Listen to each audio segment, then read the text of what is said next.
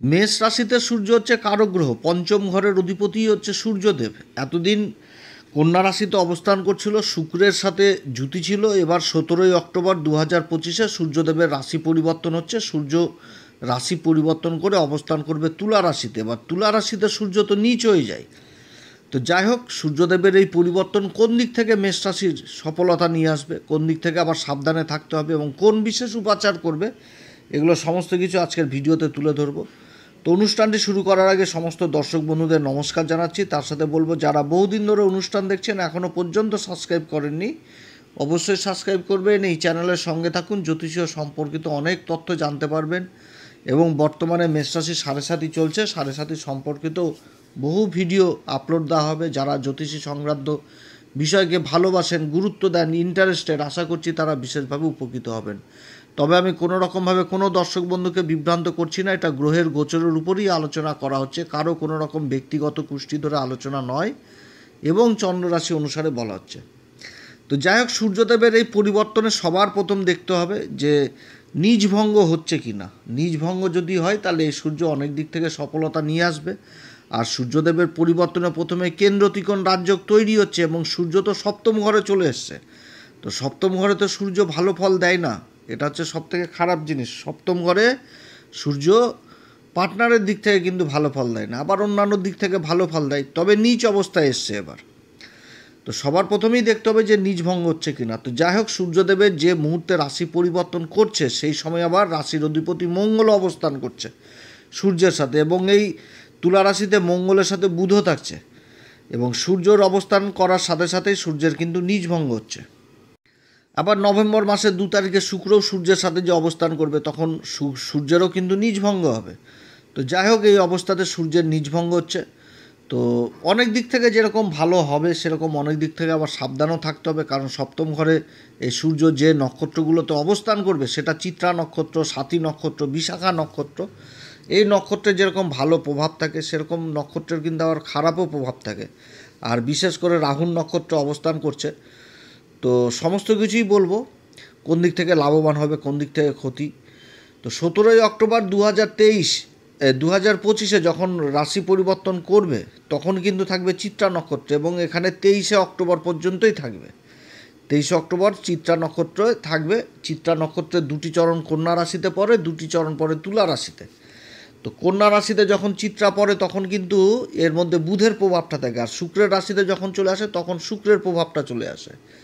তো শুক্রের প্রভাবে কী হবে? শুক্রের প্রভাবে হবে হচ্ছে শুক্রের আকর্ষণ, শুক্রের প্রতিভা, শুক্রের গুণ, এগুলো জিনিস বৃদ্ধি পাবে। ঐশ্বর্য, ধনসম্পত্তি, এগুলো বৃদ্ধি করাবে শুক্র এই সময়কালে। এবং যে নক্ষত্র এটা চিত্রার অধিপতি মঙ্গলও সাথে থাকছে, মঙ্গলদেব। এবং এই নক্ষত্রের অধিপতি দেবতা হচ্ছে আবার বিশ্বকর্মা। তবে সূর্যের যে এই যে অবস্থান হচ্ছে এই সময়কালে আবার কিন্তু খুব ভালো জিনিস ঘটছে, মানে নক্ষত্রদের অবস্থান এবং গ্রহদের অবস্থান, যে নক্ষত্রদের মানে যে নক্ষত্রে থাকছে সেগুলো কিন্তু যথেষ্ট ভালো হচ্ছে। কারণ দেবগুরু বৃহস্পতি 18 তারিখে কেন্দ্রে চলে আসবে, চতুর্থ ঘরে উচ্চ অবস্থায় নিজের নক্ষত্র পুনর্বসুতে। সেরকম মঙ্গল আর বুধ এই সময়কালে কিন্তু এই বিশাখাতেই থাকবে, কারণ মঙ্গল তো 13 তারিখে নক্ষত্র পরিবর্তন করে বিশাখাতে আসছে, আর বুধ কিন্তু 16 তারিখে বিশাখাতে ঢুকে গেছে। তাহলে এখানটাতে সূর্যের সাথে মঙ্গল বুধ কিন্তু বিশাখাতে অবস্থান করছে, আর তার সাথে শনি আর রাহু পূর্বা ভাদ্রপদে থাকছে। রাহু থাকছে পূর্বা ভাদ্রপদের প্রথম চরণে, সেরকম শনি থাকছে আবার চতুর্থ চরণে পূর্বা ভাদ্রপদে। অর্থাৎ এতগুলো গ্রহ, দেবগুরু বৃহস্পতির নক্ষত্রে অবস্থান এবং স্বয়ং দেবগুরু বৃহস্পতি উচ্চ অবস্থায় কেন্দ্রে অবস্থান অনেক দিক থেকে সফলতা নিয়ে আসবে। অর্থাৎ সূর্যের যে নক্ষত্রগত দিক থেকে বা নিজ প্রভাবটা থাকবে এই সময়কালে মেষ রাশির, সেটা কিন্তু দেবগুরু বৃহস্পতির আশীর্বাদ কেটে দিবে। চিত্রা নক্ষত্র হচ্ছে মঙ্গলের নক্ষত্র এবং অধিপতি দেবতা হচ্ছে বিশ্বকর্মা। অর্থাৎ নির্মাণ কার্যের সাথে, যেখানে প্রোডাকশন হচ্ছে, প্রোডাক্ট তৈরি হচ্ছে কোনো বস্তু, সেই সমস্ত কাজের সাথে যারা মানে যুক্ত রয়েছেন, প্রত্যক্ষ হোক বা পরোক্ষ হোক, তাদের কিন্তু আবার বিশেষ উন্নতি। এবং তাদের মধ্যেও যারা আবার ডেকোরেশনের কাজগুলোর সাথে যুক্ত রয়েছেন, ফিনিশিংয়ের কাজগুলোর সাথে যুক্ত রয়েছেন, তাদের কিন্তু আবার বিশেষ মানে আর্থিক উন্নতির যোগ থাকবে এই সময়কালে। কারণ এখানে শুক্রের প্রভাবটা চলে আসলো, আর বিশ্বকর্মা দেব নির্মাণ, তো যার জন্য ডেকোরেশনের কাজগুলোর সাথে যারা যুক্ত রয়েছেন তারা বিশেষভাবে উন্নতি পাবে এক কথায়। বা এই সমস্ত কাজের সাথে যারা যুক্ত রয়েছেন তাদের আর্থিক দিকটা যথেষ্ট মজবুত হবে। রাশির অধিপতির নক্ষত্রে অবস্থান করবে সূর্য, পঞ্চম ঘরের অধিপতি হয়ে রাশির নক্ষত্রে অবস্থান করবে এবং রাশির অধিপতির সাথেই কিন্তু জুতিটা তৈরি হয়েছে এই সময়কালে। অর্থাৎ চারিদিক থেকেও কিন্তু উন্নতি, অর্থাৎ এই সমস্ত কাজের দিকে যারা কাজের জন্য চেষ্টা করছেন তাদের কর্মলাভ হওয়ার সম্ভাবনা, যারা বড় বড় প্রজেক্ট লাভের চেষ্টা করছেন এগুলো দিক থেকে সেগুলো পেয়ে যাওয়া, যথেষ্ট ভালো অবস্থান হতে যাচ্ছে। চিত্রা নক্ষত্র কিন্তু শুভ নক্ষত্র। এই নক্ষত্রে বহু বড় বড় কাজ হয়ে থাকে, যেমন বড় বড় কোম্পানির ভিত স্থাপন বা কোনো কনস্ট্রাকশনের ভিত স্থাপন এগুলো হয়, কারণ চিত্রা নক্ষত্রের অধিপতি বিশ্বকর্মার দ্বারা তৈরি বস্তুতে কোনো সময় বাস্তু দোষ থাকে না। এটা হচ্ছে মেন জিনিস, যার জন্য বহু ভালো ভালো কর্মের ভিত স্থাপন কিন্তু এই নক্ষত্রেই করা হয়। এরপরে 24শে অক্টোবর থেকে নভেম্বরের 5 তারিখ পর্যন্ত সাথী নক্ষত্র চলে আসবে। সাথী নক্ষত্র হচ্ছে রাহুর নক্ষত্র এবং রাহু একাদশ ঘর লাভের ঘরে অবস্থান করছে এবং দেবগুরু বৃহস্পতির নক্ষত্রে অবস্থান, পূর্বা ভাদ্রপদ নক্ষত্রে দেবগুরু বৃহস্পতিও আবার কেন্দ্রে অবস্থান করছে। দেবগুরু বৃহস্পতির দৃষ্টি থাকছে আবার শনির উপরে, সেরকম থাকছে কর্মের ঘরে, সেরকম থাকছে আবার অষ্টম ঘরে। তো অষ্টম ঘরে আবার এই সময়কালে যেটা বৃশ্চিক রাশি, এই সময়কালে বুধের রাশি পরিবর্তন হবে। 27 তারিখ পর্যন্ত মঙ্গল থেকে মঙ্গলেরও রাশি পরিবর্তন হয়ে যাবে। অর্থাৎ দেবগুরু বৃহস্পতির দৃষ্টি এই রাশির মেষ রাশির অধিপতি মঙ্গল আর বুধের উপরেও থাকছে। আর অপরদিকে শুক্র এই সময়কালে নক্ষত্র পরিবর্তন করে চিত্রায় আসবে, আর ওই নভেম্বরের 2 তারিখে আবার রাশি পরিবর্তন করে চলে আসবে সপ্তম ঘরে, অর্থাৎ নিজের রাশিতে এসে সূর্যের কিন্তু নিজভঙ্গ করিয়ে দেবে। সাথী নক্ষত্র হচ্ছে রাহুর নক্ষত্র। সাথী নক্ষত্রের অধিপতি যেরকম রাহু, সেরকম অধিপতি দেবতা হচ্ছে বায়ুদেব। এই নক্ষত্রেরও যেরকম পজিটিভ দিক রয়েছে, আবার কিছু দিক কিন্তু আবার নেগেটিভ দিক রয়েছে। তো নেগেটিভ দিকটাই সবার প্রথম তুলে ধরি। নেগেটিভ দিকটা হচ্ছে যে অশান্তি গণ্ডগোল যদি হয় তাহলে কিন্তু সেটা বৃদ্ধি পেয়ে যাবে এই সময়কালে, কারণ যে এই নক্ষত্রের অধিপতি দেবতা হচ্ছে বায়ুদেব। বায়ু কিন্তু কোনো সময় স্থির থাকে না, চারিদিকে কিন্তু ছড়িয়ে পড়ে সেরকম। আর এটা সপ্তম ঘরে সূর্যের অবস্থান হচ্ছে। তো সূর্যের অবস্থানে প্রথমে বললাম যে দাম্পত্য জীবন এগুলো দিক থেকে সাবধান। যারা বিবাহিত জীবন পালন করছেন তাদের জন্য কিন্তু ভালো না। এই সময়কালে নিজেদের মধ্যে আন্ডারস্ট্যান্ডিং, বোঝাবুঝি, একে অপরের সাপোর্টেই থাকা উচিত, না তো কিন্তু অশান্তি গণ্ডগোল যদি হয় তাহলে সেটা কিন্তু বড় আকার ধারণ করবে। সেরকম যারা পার্টনারশিপে ব্যবসা বাণিজ্য করছেন তাদের জন্যও কিন্তু ভালো না। নিজেদের মধ্যে যদি মতবিরোধ হয় তো সেটা কিন্তু বিশাল বড় আকার ধারণ করবে, অতএব এদিক থেকে সাবধান। আবার অসুখ বিসুখ যদি হয় ধামাচাপা দিয়ে রাখা যাবে না, গোপন করে রাখা যাবে না, না তো কিন্তু অসুখ বিসুখ হলেও সেদিকেও কিন্তু আবার বড় আকার ধারণ করবে, অতএব এদিক থেকে কিন্তু সাবধান। রাহুর নক্ষত্র, রাহু অবস্থান করছে একাদশ ঘরে। একাদশ ঘর থেকে কিন্তু অসুখ বিসুখটাও দেখা হয়, যার জন্য কিন্তু কথাগুলো বললাম। অর্থাৎ যাদের কোনো অসুখ বিসুখ হয়েছে তারা কিন্তু অবশ্যই ট্রিটমেন্ট নেবেন, না তো কিন্তু সেটা বৃদ্ধি পেয়ে যাবে। আর তার উপর হচ্ছে গিয়ে সাথী নক্ষত্রের আরও একটি মাইনাস দিক হচ্ছে যে নিজের ক্রোধ, জেদ, ইগো এগুলো কিন্তু ঠিক রাখতে হবে এই সময়কালে। কারণ এই সময়কালে অষ্টম ঘরে যেরকম মঙ্গল আর বুধের অবস্থান, সেরকম এই সূর্যের উপর রাহুরও দৃষ্টি থাকছে। তো এই সময়কালে কি সাথী নক্ষত্রের মেন মাইনাস দিকটা হচ্ছে নিজের সমালোচনা সহ্য করতে পারে না, কেউ সমালোচনা করুক সেটা কিন্তু চায় না। অতএব এদিক থেকে কিন্তু সাবধান, যে কেউ সমালোচনা করলাম মাথা গরম করে তার সাথে বাকবিতণ্ডায়, অশান্তি গণ্ডগোল এগুলো করলে কিন্তু সেটা বড় আকার ধারণ করবে। বা নিজে কারো যে প্রতিষ্ঠানে কাজ করছে সেই প্রতিষ্ঠানে কাউকে টিটকারি করা, ছোট করে দেখা, এগুলো করলেও কিন্তু সেটাও কিন্তু একটা কর্মস্থলে বড় আকার ধারণ করে নেবে। কারণ সূর্যের উপর দৃষ্টি থাকছে, তো সূর্য থেকে কি যেটা কাজকর্ম, এক কথায় বলতে গেলে প্রশাসন জিনিসটা, রেভিনিউ জিনিসটাকে বুঝাচ্ছে।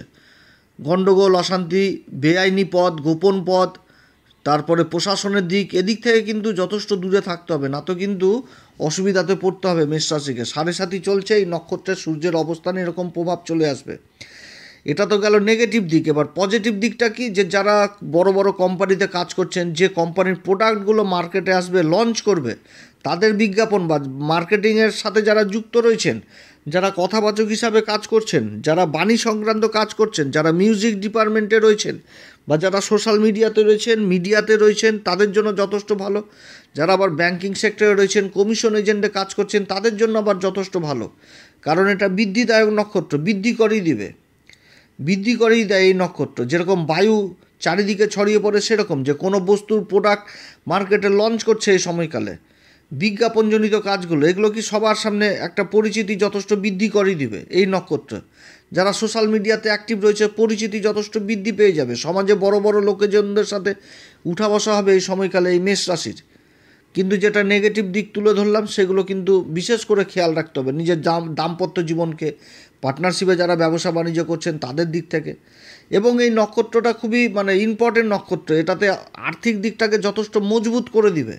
এটা বড় বড় ব্যবসায়িকদের জন্মছকে এই সাথী নক্ষত্রকে দেখতে পাওয়া যায়।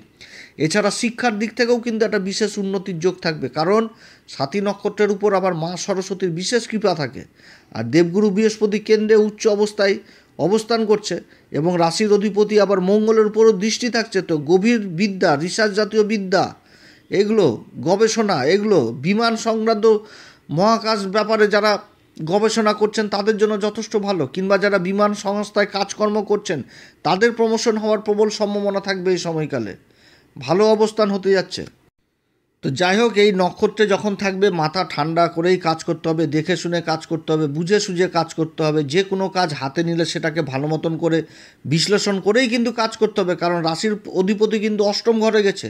কোনো কাজ পেলাম হাতে সেটাকে সাথে সাথে ফাইনাল করে নিলাম সেটাও না, বুঝে সুঝে যে কোনো কাজ করতে গেলে পরীক্ষা নিরীক্ষা করেই কিন্তু কাজ করতে হবে, তাহলে যথেষ্ট সফলতা পেয়ে যাবে এই সময়কালে এই মেষ রাশি। এরপরে যখন আবার বিশাখাতে আসবে, বিশাখা নক্ষত্রে 6 তারিখ থেকে 16 তারিখ পর্যন্ত থাকবে। এই নক্ষত্রেও কিন্তু যথেষ্ট ভালো ফল দেবে। এই সময়কালে শুক্রও ঢুকে যাবে সপ্তম ঘরে, তখন সূর্যের রাশি মানে নিজভঙ্গ করে দেবে। ভালো অবস্থান হতে যাচ্ছে এই নক্ষত্রে, নিজের লক্ষ্যে পৌঁছানো, এই জিনিসটা বোঝায় বিশাখা নক্ষত্রে। যে বিগত দিনে যে কাজগুলো দীর্ঘদিন ধরে করা হচ্ছিলো সেইখান থেকে প্রফিট হয়ে যাওয়া, এটাও বোঝাচ্ছে। কারণ বিশাখা নক্ষত্রের যে মানে সিম্বল সেটা হচ্ছে রাজগেট। রাজগেট, তারপরে কুমারের চাক, যে চাকে মাটি রেখে একটা রূপ দেওয়া হয়, সেটা প্রকৃতি মানে প্রথমে তো নরম থাকে, তারপরে প্রকৃতি মানে শুকিয়ে গরম করা হয়, গরম করে শক্ত করা হয়। তো সেই জিনিসটা কিন্তু, তো এই নক্ষত্রও কিন্তু যথেষ্ট ভালো ফল দিবে, নিজের লক্ষ্যে পৌঁছাতে যাবে। আগেকার দিনের রাজারা যেরকম রাজ্য জয় করে দেশে ফিরতো, তখন কিন্তু ওই রাজগেট রাস্তার ধারে তৈরি করা হতো সম্মানের জন্য, সম্মান মানে শুভেচ্ছা জানানোর জন্য। তো সেরকম কিন্তু নিজের বড় বড় লক্ষ্যে পৌঁছে যাওয়া, এটাও কিন্তু বুঝাচ্ছে। তবে সংঘর্ষ থাকবে অবশ্যই, রাজা তো বিনা সংঘর্ষ যুদ্ধ না লড়াই করে তো মানে নিজের লক্ষ্যে পৌঁছাতে পারে না সেরকম। তো সেই জিনিসটা সংঘর্ষ করবে, সফলতাও পাবে এবং সফলতা দুর্দান্ত পেয়ে যাবে। এবং এই নক্ষত্রটা আবার মাইনাস দিক রয়েছে, দনমন স্বভাব। কাজ করার আগে চিন্তা করে যে করব কি না, আবার কাজ করার পর ভাবে যে কেনই বা করলাম, এর থেকে হয়তো বড় কোনো অফার আমার জীবনে রয়েছে, এরকম চিন্তাধারা। আবার লক্ষ্যপ্রাপ্তি হয়ে যাওয়ার পর কিন্তু এদের ইন্টেনশন সবসময় এগিয়ে যাওয়ার দিকে থাকে। যেই লক্ষ্যে পৌঁছালাম এরপর আরও এর থেকে আরও উচ্চ লক্ষ্যে যাব। কারণ রাজার কিন্তু সেরকমই চিন্তায়, রাজ্য জয় করার পর কিন্তু রাজা থেমে থাকে না, আবার চিন্তা করে যে বড় আরও অন্য কোনো রাজ্যকে জয় করব। তো সেরকম কিন্তু এদের চিন্তাধারা হয়। তবে এই নক্ষত্রে থাকাকালীন এই বিশাখা নক্ষত্রের কিন্তু দাম্পত্য জীবন ভালো হয় না। এই নক্ষত্রের অধিপতি হচ্ছে ইন্দ্রদেব এবং অগ্নিদেব। আবার নিজের কর্মজীবনকে নিয়েও কিন্তু চিন্তিত থাকে, যে কর্ম থাকবে কি না আগামীতে, সেরকমও চিন্তায় পড়ে। কারণ ইন্দ্র নিজের সিংহাসনকে নিয়ে কিন্তু চিন্তিতই থাকে, যে কোন সময় আবার ব্রহ্মদেব ভোলে বাবা দিয়ে দিবে বর, তখন সিংহাসন নিয়ে টানাটানি, এরকম জিনিসটাই। তো যাই হোক, এরকম হওয়ার সম্ভাবনা থাকছে না মেষ রাশির। আগে বললাম দেবগুরু বৃহস্পতি চতুর্থ ঘরে যখন চলে আসবে উচ্চ অবস্থায়, তখন হাজারটা দোষ সমন করবে এই দেবগুরু বৃহস্পতি। 7.5 যে ইফেক্ট, সেই ইফেক্টটাকেও নর্মাল করে দিবে, কারণ শনি আর রাহু তো গুরুর নক্ষত্রে অবস্থান করছে। তো যাই হোক, এই সময়কালে অবশ্যই হনুমান চল্লিশা, বজ্রংবাণ, শ্রীরাম সীতার প্রণাম মন্ত্র সহকারে পাঠ করবেন। প্রত্যেক দিন মহামৃত্যুঞ্জয় মন্ত্র অবশ্যই পাঠ করবেন, কারণ শনি আর রাহু থাকছে গুরুর নক্ষত্র পূর্বা ভাদ্রপদে, যেটা হচ্ছে রুদ্রদেবের এক রূপ। অবশ্যই এই মহামৃত্যুঞ্জয় মন্ত্র পাঠ করবেন, তার সাথে সূর্যদেবকে অর্ঘ্য দিবেন, পিতামাতার আশীর্বাদ নেবেন, তাহলেই যথেষ্ট ভালো ফল পাওয়া যাবে। আর হনুমান চল্লিশা, বজ্রংবাণ এগুলো তো প্রত্যেক দিন নিত্যদিন পাঠ করতেই হবে, 7.5 চলছে। তো আপনারা সবাই ভালো থাকেন। যদি এই আলোচনা সত্যিই ভালো লাগে তাহলে নিজের ভেবে অ্যাস্ট্রো এসএম বাংলা চ্যানেলকে অবশ্যই সাবস্ক্রাইব করবেন। এরপরে আবার আসবে একটি নতুন পর্ব নিয়ে। নমস্কার, ধন্যবাদ।